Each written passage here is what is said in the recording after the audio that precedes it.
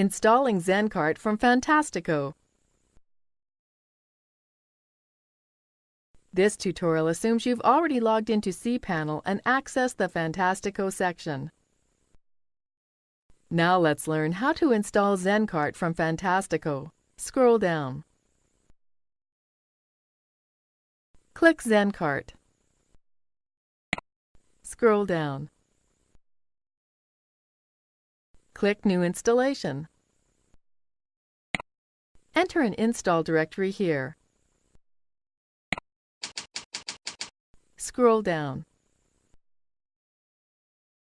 Enter the administrator username here. Enter the administrator password here. Click Install ZenCart. Click Finish Installation. That's it! ZenCart has now been installed from Fantastico. Scroll down.